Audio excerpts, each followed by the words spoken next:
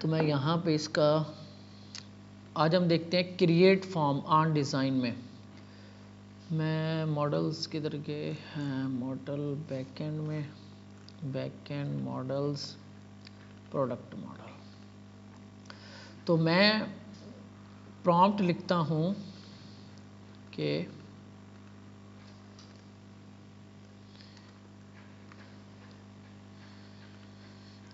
Generate create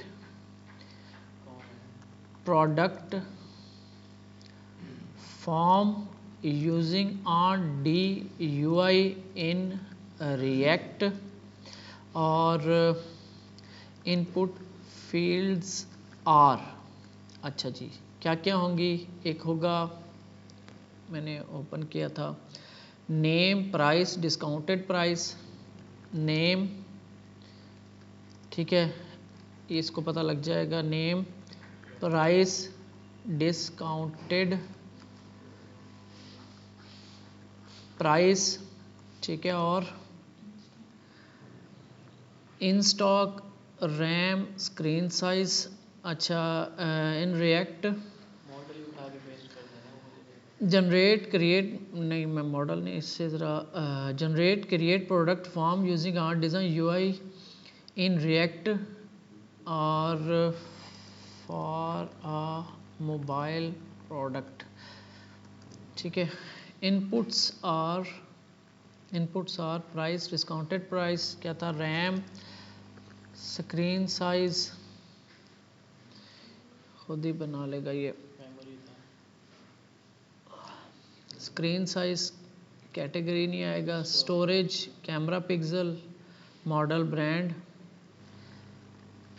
storage, camera pixel, model, brand, category इसमें है नहीं एसएच ना, कैटेगरी हमारी होगी नहीं।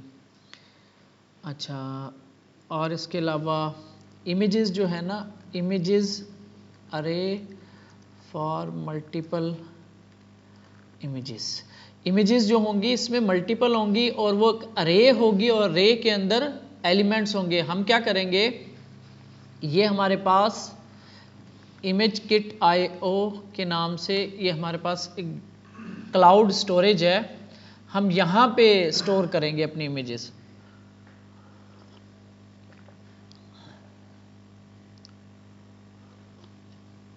क्लाउड स्टोरेज, ठीक है, यहाँ पे हम इमेजेस अपलोड करेंगे, ठीक है।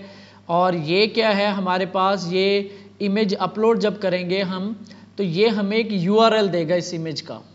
वो URL हम उस प्रोडक्ट वाले में, अब हम मल्टर वाला यूज़ नहीं करेंगे क्योंकि हमने इसको फ्री वाले पे अपलोड करना है, वहाँ पे मल्टर जो है ना वो नहीं चलता, क्योंकि वहाँ फ्री वाले में इमेज अपलोड करना, क्रिएट करना फाइल को वो अलाउ नहीं करते। तो हम third party image library use करेंगे, वहाँ पे इमेजेस अपलोड करेंगे और वहाँ से URL ले लेंगे। जैसे कि ये इमेज मैंने अपलोड की है, इसका जो है यहाँ पे कहीं पे आ रहा है पब्लिक लिंक, ये पब्लिक लिंक जो है मुझे वो मतलब ये एक पब्लिक लिंक देगा हमें, ईमेल URL देगा, तो वो URL हम जो है अपने डेटाबेस में उस प्रोडक्ट के अगेंस्ट अरे के अंदर डालते रहेंगे, 4-5 इमेजेस अपलोड करेंगे, ठीक है। तो हमें वो मल्टर वाला काम नहीं करना। इधर एक चीज़ हम मिस कर गए हैं, डिस्क्रिप्शन, जो हम डिस्क्रिप्शन दिखाएंगे should be in WYSIWYG editor and use react quill. इसको एक कमांड देते हैं और हमें जी फॉर्म बना दिया है, हम इसको उठाते हैं, कॉपी करते हैं और इस कंपोनेंट का नाम क्या है, क्रिएट प्रोडक्ट फॉर्म। तो जस्ट हमें नाम एक नया कंपोनेंट ही बना लेते हैं, उसका नाम ये रख देंगे create product form dot, paste कर दिया मैंने, ठीक है। इसको बेशक डिलीट कर दें हम। अच्छा, और हमने ऐप JSX के अंदर हमने इसका प्रोडक्ट्स है, प्रोफाइल सेटिंग, इसका URL लगा दें। तो चाइल्ड राउट होगा ये यहाँ पे,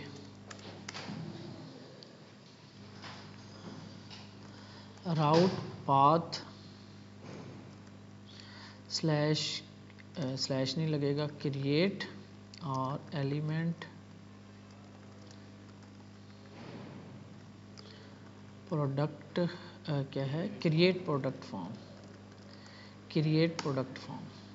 ठीक है, तो ये आपका यहाँ पे इंपोर्ट हो गया और क्रिएट हो गया। और हम अपनी एप्लीकेशन को रन कर लें, cd करके जाएंगे एडमिन में, npm run dev। ठीक हो गया, यहाँ पे आपकी npm run dev आ गई। अभी इसका बैकएंड से कोई कनेक्ट नहीं है, अभी इसको ऐसे ही चलाते हैं। एक चीज़ कर लें, हम साइड बार में लिंक जो है वो ऐड कर लें, और ये स्टेट यहाँ पे कोई काम नहीं है इसका, इसको डिलीट कर देते हैं, एक्स्ट्रा चीज़ें नहीं रखते हम। और साइड बार किधर है मेरी, ये साइड बार, यहाँ पे मैंने एक लिंक लगा देते हैं। प्रोडक्ट्स हो गया, स्टैटिस्टिक हो गया, स्टैटिस्टिक्स बेसिकली कुछ भी नहीं हो गया, क्रिएट प्रोडक्ट, और यहाँ पे ए टैग हो जाएगा लिंक में। बल्कि यहाँ पे ना हम करेंगे यूज़ नैव लिंक, एक होता है लिंक और एक होता है नैव लिंक, ये भी यहाँ से इंपोर्ट होता है। इसका क्या फ़ायदा है ये भी मैं आपको बताऊंगा। लिंक और नैव लिंक एक ही है। नैव लिंक के अंदर क्या होता है, जिसके ऊपर सिलेक्टेड होता है उसके ऊपर ना एक क्लास लग जाती है सिलेक्टेड की, एक्टिव की, तो वो हमने चेंज करना है। ये href चेंज होके हो जाएगा 2 में, और ये हो जाएगा slash dashboard slash create. Save करते हैं हमारी एप्लीकेशन। रिएक्ट क्विल इंस्टॉल करना पड़ेगा हमें, कॉपी किया मैंने और कंट्रोल C, ये इसने हमें बताया होगा कि क्या क्या इंस्टॉल करना है। तो रिएक्ट क्विल बस यही आई थिंक इंस्टॉल करना, बाकी आर्ट डिज़ाइन तो हमने किया हुआ है। ये नहीं, यहाँ पे तो एडमिन में हूँ मैं, तो ये ज़रा ध्यान से, क्योंकि हम एक ही में तीनों चला रखे हैं। npm इंस्टॉल रिएक्ट क्विल, तो ये हम इंस्टॉल कर लेते हैं। What is the issue, admin side backend को बंद कर रहा हूँ, कुछ मसला आया है नहीं, क्या कह रहा है जी, npm i react quill dependency tree react 19 react quill, what is the issue.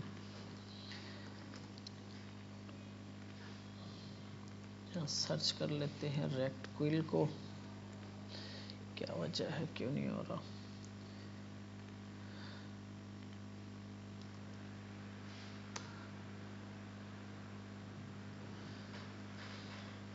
कि इसकी जो भी प्रोजेक्ट आपने इंस्टॉल करना है कि लास्ट पब्लिश्ड क्या था। अब देखो 3 साल पहले लास्ट पब्लिश हुआ, ये अपडेट कब आई है इसकी, last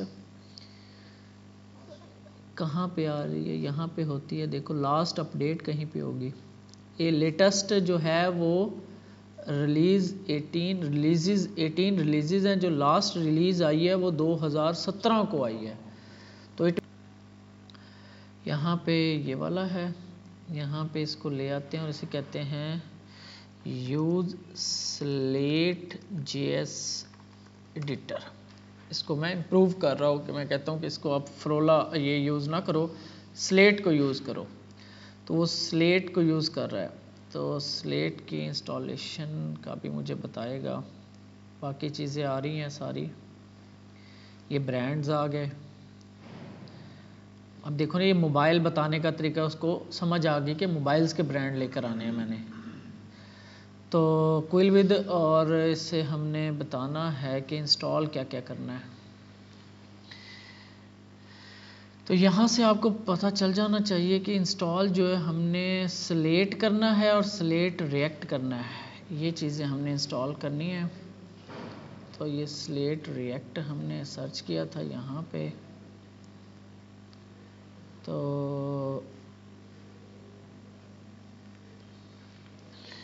give me installed list, जो मुझे यहाँ पे इंस्टॉल करनी है मुझे वो भी बताए।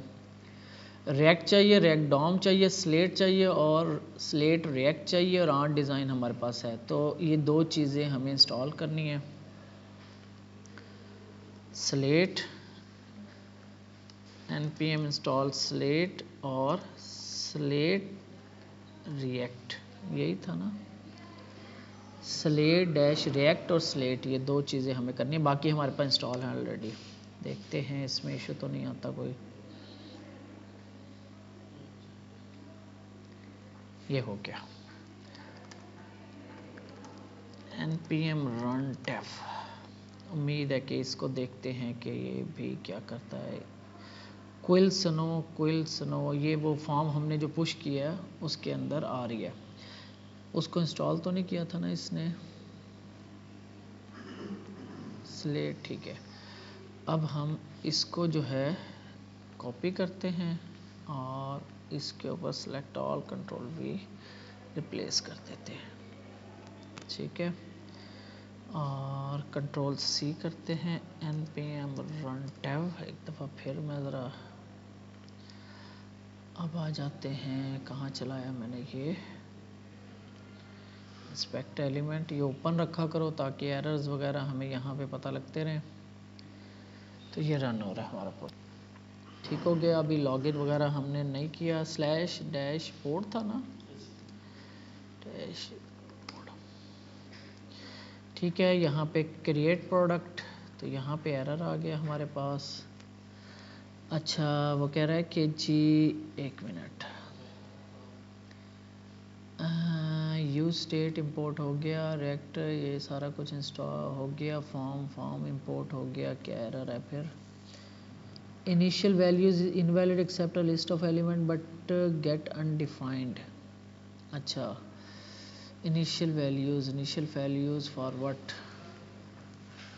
एक दफ़ा इसको रिफ्रेश करें, दोबारा देखते हैं। अच्छा, एरर्स क्या हैं जी, एनर एडिंग एरर, बाउंड्री टू योर ट्री, तो इसको छोड़ दो।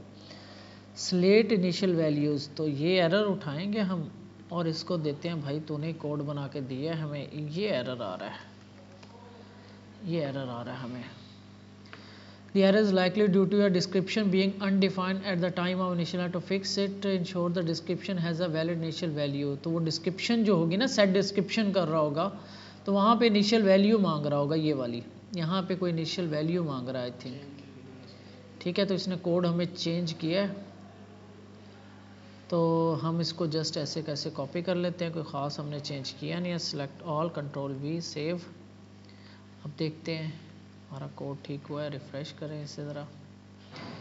Still value is not value prop, do you have file list error. अच्छा, value is not a value prop, ये तो मैं देख लेता हूँ। अब देखो, ज़रूरी नहीं है कि इसको हम ये बताते हैं कि हमारे पास ये वाला एरर भी आ रहा है। वार्निंग, ये तो वार्निंग है ना, ये वार्निंग है, लेकिन अनकाट एरर जो है ना, still we are facing this error, still we are facing this error. भाई इसे सॉल्व करके दो हमें। अच्छा जी, description always an array at initialization and design from does not interfere with the slate editor, ठीक है। तो ये अब एडिटिंग कर रहा है, कुछ चेंजेस कर रहा है। Code, I will update your code, तो ये अपडेट कर रहा है और उम्मीद है कि अब ठीक हो जाएगा, अदरवाइज़ फिर दोबारा हमें खुद से देखना पड़ेगा कि क्या मसला है। Select all control we save, fresh करते हैं, नहीं, स्टिल मसला आ रहा है। Slate initial value is invalid, expect a list of element but got undefined. तो मैं इसको ज़रा, इसका जो AI होता है वो, इसको मैं रिज्यूम करता हूँ। तो हमारे पास नेम आ गया, प्राइस आ गई, ठीक है, डिस्काउंटेड प्राइस आ गई, अगर है तो ये ऑप्शनल होगी। हमने इधर मॉडल में इसको ऑप्शनल रखना है, बैकएंड मॉडल, प्रोडक्ट मॉडल। तो ये डिस्काउंटेड प्राइस जो है टाइप नंबर और रिक्वायर्ड यहाँ पे ट्रू तो नहीं, इन स्टॉक ट्रू, ठीक है। ये रिक्वायर्ड ट्रू नहीं है। डिफ़ॉल्ट वैल्यू जो होगी वो इसकी कुछ भी नहीं होगी, डिफ़ॉल्ट मिनिमम 0, टाइप नंबर, बस, ठीक है। डिफ़ॉल्ट वैल्यू 0 ही होगी इसकी, ठीक हो गया। ये यहाँ पे एक चेक लगा हुआ है, वैलिडेटर लगा हुआ है, ये जब हम इसमें ऐड करेंगे तब देखते हैं इसमें क्या वैलिडेटर है ये। इसके बाद डिस्काउंटेड प्राइस, रैम तो यहाँ पे नंबर दे सकते हैं 16, बल्कि इसको मैं कहता हूँ कि इसमें भी ड्रॉप डाउन हमें दे दे। और स्क्रीन साइजेस इसमें भी ड्रॉप डाउन ले लेते हैं, क्योंकि उससे स्क्रीन साइज लेना यूज़र से, वैसे तो क्योंकि ये जो हमारे पास जनरेट हो रहा होगा ना, ये जो बना रहा होगा वो एडमिन होगा, तो एडमिन जो है वो गलतियां कम करता है, क्योंकि वो एक ही बंदा है, उसको पता है कि मैंने क्या डालना है। अगर यूज़र को ये कंट्रोल दे दिया जाए तो यूज़र तो कोई हो सकता है, कोई अनपढ़, कोई पढ़ा लिखा, कोई कैसा। तो यहाँ पे एडमिन आ रहा है तो एडमिन जाहिर है गलती नहीं करेगा इतनी, क्योंकि उसे पता है कि मैंने क्या चीज़ एंटर करनी है। तो वैसे इसको ड्रॉप डाउन होना चाहिए था, इन दोनों को ड्रॉप डाउन होना चाहिए था। कैमरा पिक्सल कैसे, ये चलो लिखवा लेते हैं। मॉडल भी एंट्री प्रोडक्ट, ये जैसे आ रही है ना एप्पल प्रोडक्ट, इसी तरह ये ड्रॉप डाउन होती। तो मैं इसको क्या देता हूँ, हम कहते हैं कि create RAM and storage, RAM and storage inputs should be drop down and values with generic values। अब ये जो कमांड्स हम प्रॉम्प्ट्स लिख रैम की आगे हमें दे दी, 2 GB 4 GB 8 GB 12 GB 32 GB इसी तरह चलती है, 32 GB तक उसने दे दी। और स्टोरेज जो है वो मिनिमम आजकल 32 GB चल रही है। अगर हमने और चाहिए तो हम यहाँ पे लिख देते हैं 16 GB, ठीक है, ऐसे चल रही है। 16, 32, 64, 128, 256, 512 और 1 TB तक जा रही है। और रैम जो है 2 GB से कम मेरा ख्याल है कोई मोबाइल पहले होते थे, अब तो कोई भी नहीं है। 2 GB 8 GB 16 GB इस तरीके से, 8 GB 16 6 GB 8 GB 16 GB नहीं है इसमें, है ना, 12 GB 16 GB 32 GB, मेरा ख्याल 32 से कोई बड़ी नहीं है, ठीक है। ये दो उसने रैम ऑप्शन स्टोरेज ऑप्शन दे दिए। तो मैं इसको कॉपी करता हूँ और वहाँ पे हमने क्या चेंज किया था, जस्ट उसके इनिशियल वैल्यू की थी ना चेंज, ये कहाँ डाल रहा हूँ, select all control V, save. यहाँ पे जस्ट वैल्यू को हमने इनिशियल वैल्यू किया था, अभी के लिए वैल्यूज़ कर देते हैं, आई थिंक इनिशियल वैल्यूज़, तो नहीं इनिशियल वैल्यू है। तो इसको मैं देख लेता हूँ कोई और एडिटर जो है ना अच्छा सा इजी सा ढूंढ के, तो वो हम लगा लेंगे। अच्छा रैम, ठीक है। अब ये screen storage, I think screen size भी कैसे होता है, स्क्रीन साइज भी आई थिंक होना चाहिए 6.5 इंच 6 पॉइंट समथिंग इस तरीके से ना, ये भी ड्रॉप डाउन होनी चाहिए। ये भी नहीं, जितना हो सके हमने फॉर्म को इतना ईजी बनाना होता है कि एंट्रीज जल्दी जल्द हो जाए, यूज़र को ज़्यादा मेहनत ना करनी पड़े। तो स्क्रीन साइज को भी हम ड्रॉप डाउन ले लेते हैं। अभी हम बना भी वैसे जेनेरिक ही रहे हैं, अगर कोई कम ज़्यादा भी हो जाती है तो कोई मसला नहीं है, अभी हम कोई स्पेसिफिक नहीं बना रहे। कैमरा पिक्सल को भी आई थिंक जेनेरिक ले लेते हैं, ड्रॉप डाउन में ले लेते हैं। मॉडल तो हमें लिखना पड़ेगा, ब्रांड हमारे पास आ गया। क्या क्या फील्ड्स हैं जी, कैमरा पिक्सल और स्क्रीन साइज, बस इसको भी हम इसे कहते हैं ड्रॉप डाउन बनाए। Camera pixel and screen size should be drop down with some generic values, ठीक है। तो ये हमें स्क्रीन साइजेस और इसके भी कुछ ना कुछ जेनेरिक वैल्यूज़ दे देगा, 8, 10, 15। देखो 5.6 इंचज़, 5.5 इंच, 6 इंच, 6.5, 7 इंचज़ दे दिया। 8 MP 12 मेगा पिक्सल, 16, 32, 48, 64, 108, ये वो दे रहा है जो जिस तरतीब से बन रहे हैं मोबाइल्स। अब ये 108 पिक्सल है इसमें, अब 16 का 64 होना चाहिए था, 64 का 132 होना चाहिए था, 108 है। तो ये कुछ जेनेरिक वैल्यूज़ हैं जो आजकल पिक्सल्स में यूज़ हो रही हैं, तो इसने वही वैल्यूज़ ही दी हैं, हमारे लिए बहुत है इतना। Select all control V, save, और यहाँ पे मैं इसको इनिशियल वैल्यू कर देता हूँ, सेव करता हूँ। तो इसको हम देखेंगे कि ये कैसे चलेगा। ठीक हो गया, रिफ्रेश कर लें इसको एक दफ़ा, ठीक हो गया। नेम आ गया, प्राइस आ गया, डिस्काउंटेड प्राइस आ गया, रैम ड्रॉप डाउन आ गई, ठीक है। स्क्रीन साइज, स्टोरेज, देख रहे हो कितना इजी हो गया हमारे लिए काम करना। मॉडल, यहाँ पे मॉडल क्योंकि हमें लिखना पड़ेगा, ब्रांड एप्पल ये पहले ब्रांड होना चाहिए फिर मॉडल होना चाहिए, तरतीब भी ज़रा मैंने रख दी है कि क्या होना चाहिए, ऐसे ही है, पहले होना चाहिए था ब्रांड सैमसंग, फिर उसके बाद उसका मॉडल। ठीक है, मैंने एप्पल सेलेक्ट किया और उसके बाद मॉडल क्या चल रहे हैं एप्पल के, क्या मॉडल्स चल रहे हैं, 16 प्रो मैक्स, यानी कि उसका मॉडल मतलब उसका नाम भी हो गया इसका 16 प्रो मैक्स, 15 प्रो मैक्स। ठीक है, यहाँ पे हम इमेजेस अपलोड करेंगे। अब ये मल्टीपल होंगी, यहाँ पे मैं आपको दिखाऊंगा कि मल्टीपल कैसे अपलोड होती हैं। ठीक है, ऐसे ये एक अपलोड हो जाएगी, फिर दूसरी अपलोड हो जाएगी, इस तरीके से हम 5 इमेजेस मिनिमम उसे कहेंगे, मैक्सिमम कहेंगे, 2 मिनिमम या 1 मिनिमम और 5 मैक्सिमम।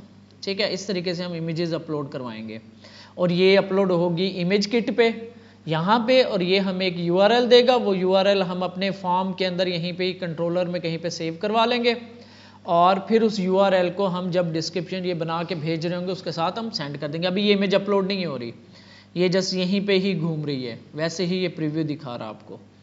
तो इसके पीछे अभी जो लॉजिक है वो हम देखेंगे इंशाल्लाह, कल देख लेंगे, आज के लिए इतना ही देखते हैं।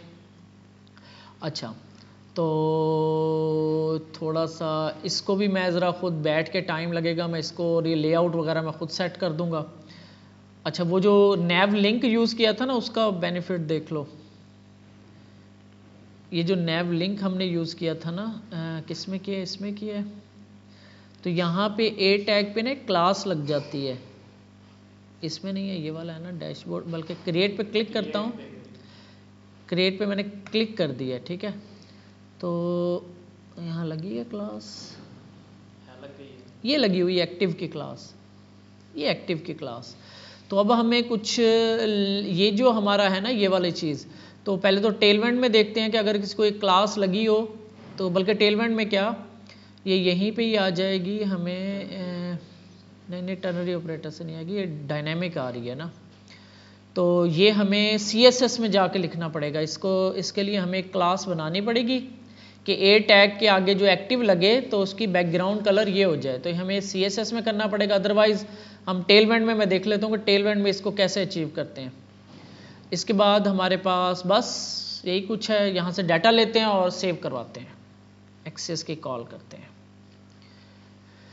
ये हमारे पास आ गया ऑन फिनिश, यहाँ पे हमें वैल्यूज़ मिलेंगी।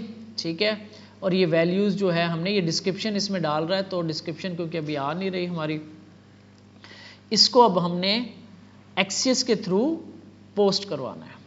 क्रिएट प्रोडक्ट वाली हमने API बना रखी है, तो हम आते हैं इधर, इसको सेलेक्ट कर लेता हूँ, कमांड सॉरी अनकमेंट, कमेंट क्यों कर दिया मैंने, अनकमेंट कमांड L, तो इसे मैं कहता हूँ कि write a access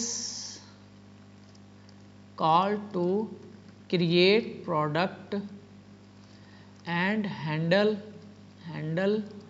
response and error with ant D message component. एक इसका मैसेज कंपोनेंट होता है, अलर्ट्स जो हमने नोटिफिकेशन वाला किया ना, इसका भी एक होता है, हम उसको यूज़ करेंगे। ये इसका आंट डिज़ाइन का ना, ये अच्छा ये वाला, ये जिसका लेफ्ट साइड पे ना मैसेज कंपोनेंट है, ये आप इस तरीके से, ये इसका सक्सेस शो करवाना हो, एरर शो करवाना हो, ये इसका अपना भी है, तो हम इसी को यूज़ कर लेते हैं। तो ये मैंने इसको कॉल बताई और इसने जी अप्लाई करवाते हैं इससे, तो इसने कुछ वहाँ पे क्या किया, इनपुट अपलोड, यहाँ पे उसने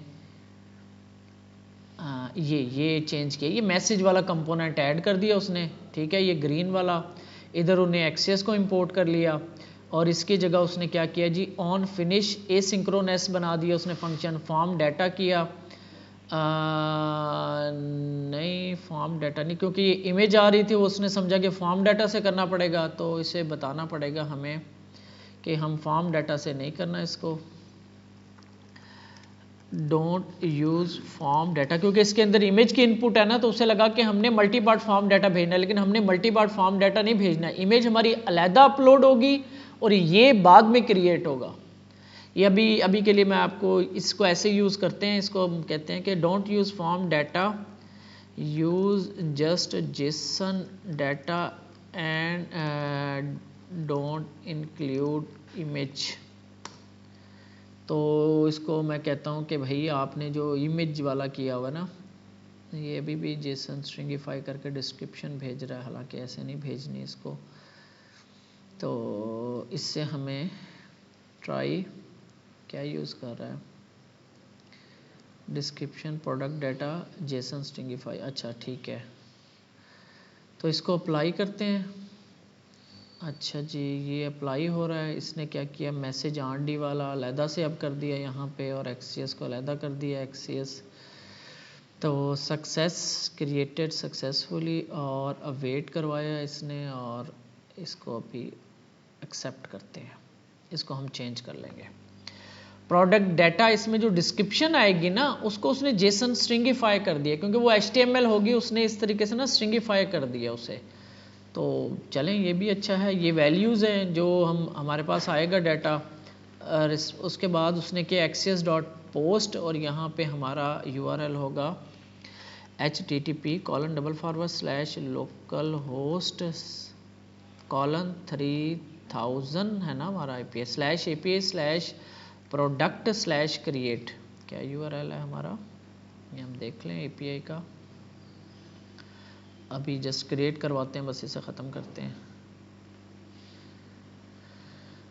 अल्लाह,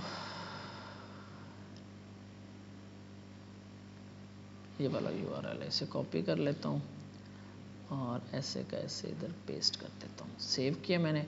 ये प्रोडक्ट डाटा और जो हमारी वैल्यूज़ होंगी, इनपुट्स होंगी, header content type application Jason, ये ऑप्शनल है, ना भी भेजें तो खैर है।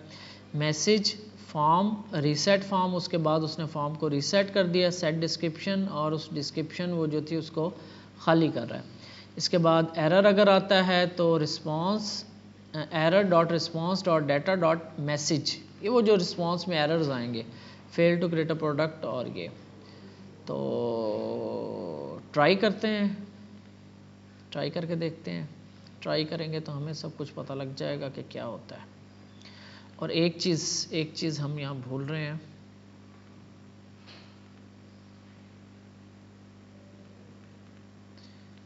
क्या हो गया, Ctrl+C, क्योंकि वो AI से हमने डाला है ना, तो वो अपडेट नहीं करता। उसके केस में तो नहीं कर रहा था, रिएक्ट के केस में भी मे बी ना कर रहा हो। तो इसको एक दफ़ा रिस्टार्ट कर लिया मैंने सर्वर को। तो यहाँ से मैं फिल कर रहा हूँ डाटा। वाह, डिस्काउंटेड प्राइस 574 है, काम चेक कर। तो 65 इसके डिस्काउंटेड प्राइस है। रैम इसकी 2 GB है, स्क्रीन साइज 5 इंच है, स्टोरेज इसकी 16 GB है। कैमरा पिक्सल इसका 8 पिक्सल है या 16 पिक्सल है, ठीक है। ब्रांड इसका एप्पल है, और मॉडल इसका ये है, और ये डिस्क्रिप्शन है। सारा कुछ फिल हो गया।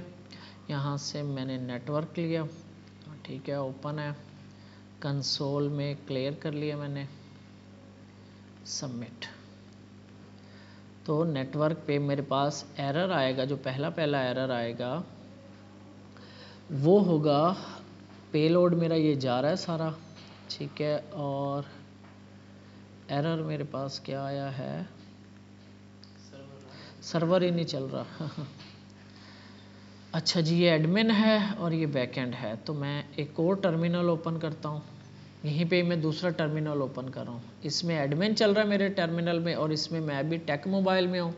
CD करके जाऊँगा बैकएंड में, और npm स्टार्ट,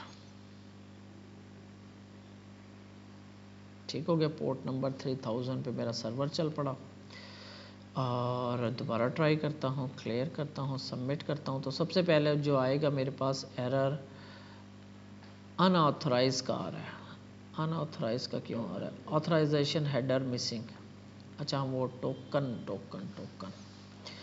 बैकएंड पे आते हैं हम राउट्स किधर है, राउट्स पे प्रोडक्ट राउट, ऑथ मिडलवेयर लगा हुआ है। तो अभी के लिए मैं इस मिडलवेयर को क्लियर कर रहा हूँ, ठीक है, अभी के लिए, क्योंकि लॉगिन हमारे पास है नहीं। तो मैं विदाउट ऑथ केस को चला रहा हूँ, क्रिएट करता हूँ तो यहाँ पे 401 authorization header missing, authorization header missing, why create product, अब क्यों चेक कर रहा है?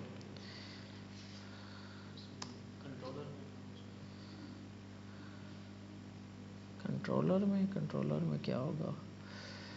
प्रोडक्ट कंट्रोलर रोल आ गया ना यहाँ पे, जब तक रोल नहीं होगा ये एडमिनिस्ट्रेशन कैन नॉट ऑल, ये डिलीट प्रोडक्ट है, सॉरी, क्रिएट अपडेट प्रोडक्ट आ गया, गेट ऑल प्रोडक्ट आ गया, ये रोल यहाँ पे इसको कमेंट कर दूँ, अभी के लिए रोल नहीं, जस्ट मैं एक एम ही डाटा क्रिएट करवाने की कोशिश कर रहा हूँ, जस्ट सबमिट करता हूँ, क्रिएट में फिर आ गया only administration can create products. ये मुझे लग रहा है कि मैंने चेंजेस कर रहा हूँ ना, रीस्टार्ट नहीं हो रहा, कुछ ऐसा मसला आ रहा है, देखना पड़ेगा। अच्छा जी, यहाँ पे दोबारा क्रिएट करते हैं तो फिर एरर आ गया, product validation fail, cast to number fail for 2GB type. अच्छा, तो यहाँ पे मसला ये आ रहा है, ठीक है, मसला ये आ रहा है कि यहाँ पे अभी वैलिडेशन हमने चेक नहीं लगाए, जो हम 2GB भेज रहे हैं टाइप स्ट्रिंग और रैम भी और स्क्रीन साइज भी और स्टोरेज भी, ये सारी वहाँ पे वैल्यूज़ हैं नंबर, और हम भेज रहे हैं स्ट्रिंग क्योंकि 2GB लिखा हुआ है, तो इसको हम नंबर बना देते हैं, फील्ड बना देते हैं string, RAM string, screen size भी स्ट्रिंग, और यहाँ पे मिन वैल्यू मैक्स वैल्यू आ रही है, ये हमारी नहीं है, यहाँ पे हम ख़त्म कर देते हैं, बस रिक्वायर्ड ट्रू, और यहाँ पे भी इनम की वैल्यूज़ रैम की भी ख़त्म कर देते हैं, जस्ट रिक्वायर्ड ट्रू, कैटेगरी हमारे पास है ही नहीं, इसको वैसे ही ख़त्म कर देते हैं, स्टोरेज को भी टाइप कर देते हैं स्ट्रिंग, उसने अपने हिसाब से ठीक बनाई थी लेकिन हमारी ये रिक्वायरमेंट है नहीं, और कैमरा पिक्सल भी स्ट्रिंग कर देते हैं इसको, और रिक्वायर्ड ट्रू ठीक है, और ये मिन वैल्यू मैक्स वैल्यू ख़त्म कर देते हैं क्योंकि अब ये टाइप स्ट्रिंग है तो इसकी मिन मैक्स वैल्यू नहीं होती, और बस ट्राई करते हैं दोबारा, क्या हो रहा है इसको, क्यों नहीं ऐड हो रहा, दोबारा सबमिट किया तो अब आ गया जी 400 का error, product validation failed, camera pixel specification is required, camera pixels, ठीक है, तो यहाँ पे क्या जा रहा है, इसका नाम कैमरा पिक्सल, ठीक है, यहाँ पे है, इसका नाम क्या रखा हुआ हमने, कैमरा पिक्सल्स, एस का मसला है, वहाँ पिक्सल है, पिक्सल्स होता है, प्लूरल होता है, पिक्सल होता है, पिक्सल्स होता है, चलो फिर हम यहाँ पे चेंज करते हैं ना, फ्रंट एंड पे कैमरा पिक्सल, इसका नाम जो है ना हम रख देते हैं पिक्सल्स, ये वाला पी का भी मसला है और इसका भी मसला है, इसी तरह और कोई चीज़ दोबारा ट्राई करते हैं, वैसे तो हमें API से करनी चाहिए थी लेकिन चलें कोई नहीं, तो सबमिट किया मैंने नेटवर्क में, अब कॉल ही नहीं जा रही, क्या मसला आ गया, यहाँ पे एरर आया कुछ, कंट्रोल-C कंट्रोल रन कर लेते हैं इसको, दोबारा फिल किया मैंने इसको, और रैम मैंने की ये, स्क्रीन साइज ये, स्टोरेज ये, कैमरा पिक्सल ये, ब्रांड एप्पल ये नाम, और ये भी 120, और डिस्काउंटेड को इतना क्यों कर रहा है ये 40, सबमिट, तो क्रिएट हो गई आपकी, ठीक है, तो यहाँ पे पेलोड आपके पास ये गया, प्रीव्यू रिस्पांस में आपके पास ये प्रोडक्ट आ गई, सक्सेस ट्रू हो गया, और एल्जोना रिच प्राइस दिस, और ये क्रिएट आपकी हो गई, और ये रीसेट भी कर दिया उसने फॉर्म को, ये अगर आप देखना चाहो तो मांगू कंपस में एप्पल बनाई थी ना हमने, आईफोन के प्रोडक्ट बनाई थी, वो भी देख लेते हैं कि क्रिएट हुई है कि नहीं, connect tech mobile products, last में ये एजलाना रिच 128 128 GB 48 ब्रांड एप्पल, ये आपकी प्रोडक्ट क्रिएट हो गई। अभी इसमें एक दो चेक हमने लगाने हैं, लाइक इमेज वाला हमने करना है इसमें अभी, और हमने यहाँ मैसेजेस नहीं आए, मैसेज नहीं आया, मैसेज आगे से क्या रिस्पॉन्स होता है, डाटा सक्सेस ट्रू। यहाँ पे मैसेज कैसे चल रहा था जी, क्रिएट प्रोडक्ट में सक्सेस मैसेज, अगर ये आता है ट्राई 200 में आता है तो मैसेज डॉट सक्सेस चलना चाहिए था इसको, मैसेज यहाँ पे आ रहा है, इसको एक तो यहाँ से इंपोर्ट नहीं करना, मैसेज यहाँ से इंपोर्ट करना है।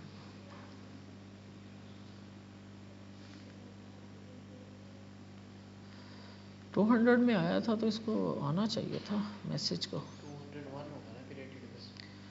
201 भी इसी में ही आता है, ट्रू के केसेस है ना ये सारे।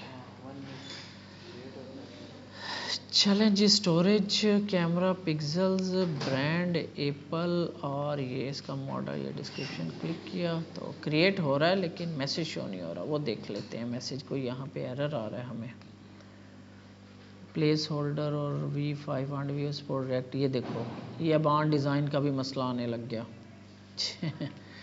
अब ये जो है ना ऑन डिज़ाइन, अब ये सब के मसले आएंगे। 19 पे शिफ्ट हुए हैं ना हम रिएक्ट पे, तो हमें पता ही नहीं लगा कि वीट ने अपडेट कर दिया पीछे से, 19 पे चला गया। पीछे जो हमने लास्ट जो बनाई थी पहले वो 18 थी, तो 19 जब से आया है तो इसमें ये है कि कुछ ना कुछ वार्निंग्स आएंगी, ऐसा ऐसा ये जो अपनी लाइब्रेरीज़ हैं ये भी अपने आप को शिफ्ट कर लेंगी फिर 19 पे। ये जो मसले और ये इश्यूज आ रही हैं ना, ये वर्जन की वजह से आ रहे हैं, ठीक है। तो ये हमने क्रिएट कर लिया, अभी ऑथेंटिकेशन मैंने उसमें से रिमूव कर दिया अभी फ़िलहाल राउट में से, ठीक है। कल हम इसमें देखेंगे इमेज अपलोडिंग कैसे करवानी है। हमने इमेज अपलोडिंग करवा के फिर प्रॉपर जो है प्रोडक्ट हम क्रिएट करवा लेंगे ऑथेंटिकेशन के साथ, ठीक है। लॉगिन भी देख लेंगे और उसमें जो हमने कॉन्टेक्स्ट बनाया था वो भी देख लेंगे, ठीक हो गया। तो ये फॉर्म जस्ट मैंने क्रिएट किया है और उस फॉर्म को आप पढ़ना चाहो, जैसे कि आपके पास फ़र्ज़ करें मैं कहता हूँ कि प्राइस जो है वो यहाँ पे 15 लिखा आ जाए, तो इसकी की क्या है प्राइस की, ये नेम इसका सॉरी प्राइस, तो ये ऑब्जेक्ट पास करते हैं प्राइस कॉलन, मैं कहता हूँ इधर 20 लिखा आ जाए, सेव करता हूँ तो ये आपकी इनिशियल वैल्यू होती है। इस तरह इनिशियल वैल्यू, और इसमें फॉर्म के अंदर इनिशियल वैल्यू का की वैल्यू पेयर्स होते हैं। ये इसकी इनिशियल वैल्यू ना वो सेट नहीं कर पा रहा था यहाँ पे, मुझे लग रहा है यही मसला होगा। ये मैं इसको देख लेता हूँ, हाँ ये कोई यही मसला होगा कि वो सेट नहीं कर पा रहा इसकी, ये मैं देख लेता हूँ। अच्छा, इसके बाद ये यहाँ पे हमारे पास था ना, ये है डिस्क्रिप्शन, जो इसको कॉपी करते हैं और यहाँ पे डिस्क्रिप्शन, लेकिन फिर तो पास तो हो रही थी। की क्या रखी हुई है इसने, की का नाम क्या है, एडिटर, ये देखो यहाँ पे वो की नहीं है ना, डिस्क्रिप्शन ये चेक करता है इस नेम को, इसके हिसाब से चलता है नेम, तो ये इसको डिस्क्रिप्शन वगैरह इस चीज़ को हैंडल ही नहीं कर पा रहा, उसको पता ही नहीं है कि यहाँ पे क्या होगा। चलो इसको मैं देख लेता हूँ सली से।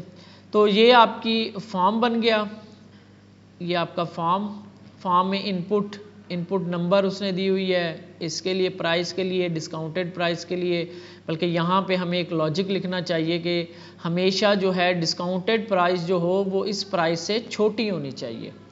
तो इतना सा अगर आपने लॉजिक लिखना है, आप जैसे यहाँ पे ये करके आप कमांड L प्रेस करोगे तो आप इसे कहो कि डिस्काउंटेड प्राइस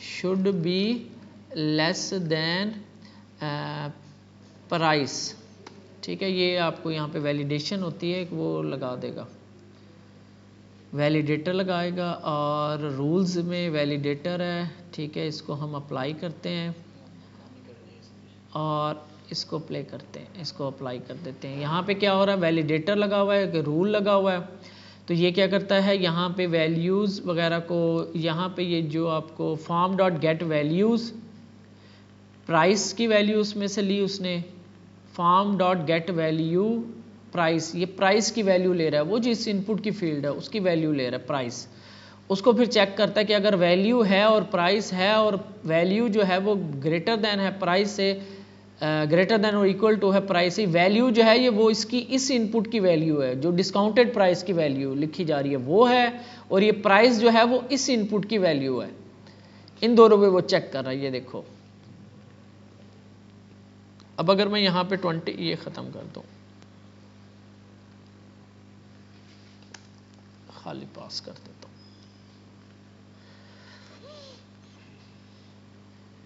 अब अगर मैंने यहाँ पे लिखा 25 और यहाँ पे लिखता हूँ 56 तो मुझे एरर दे देगा। ठीक है, यहाँ पे अब मैं 10 लिखूंगा, कम लिखूंगा तो जाने देगा। यहाँ पे भी चेक लगेगा, ये बैक एंड पे भी चेक लगेगा। बैक एंड पे वैलिडेटर का चेक यहाँ पे लगा हुआ है, आई थिंक मॉडल के अंदर देखा था ना हमने डिस्काउंटेड प्राइस का, ये लगा हुआ है। वो कह रहा है कि जब डिस्काउंटेड प्राइस आएगी वैल्यू, इस वैल्यू को दिस डॉट प्राइस, दिस का मतलब है इस स्कीमा के अंदर, इस स्कीमा के अंदर जो ये प्राइस वाली फील्ड है इसको इससे छोटा होना चाहिए। सॉरी, ये अगर ये वाली प्राइस इससे छोटी होती है तो एरर आ जाएगा, यानी जो एक्चुअल प्राइस है वो डिस्काउंटेड प्राइस से छोटी है, इट में डिस्काउंटेड प्राइस बड़ी होगी, हालांकि उससे छोटा होना चाहिए था, डिस्काउंट दे रहे हो आप।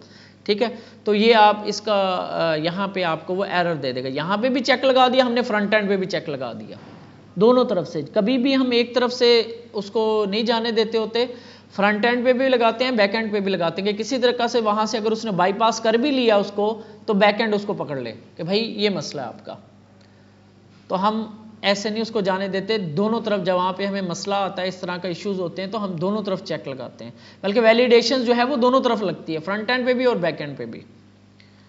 तो ये वैलिडेशन आ गई, बाकी रैम वगैरह आ गया, ब्रांड आ गया, इमेजेस हम कल देखते हैं और मैं इसको देख लेता हूँ।